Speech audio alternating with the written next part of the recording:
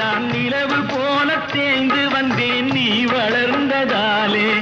என் உள்ளம் என்னை பார்த்து கேலி செய்யும் போது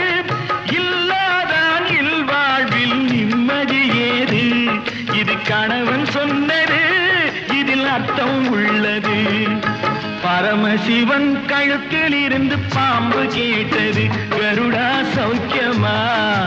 யாரும் இருக்கும் இடத்தில் இருந்து கொண்டால் எல்லாம் சௌக்கியமே கருடன் சொன்னது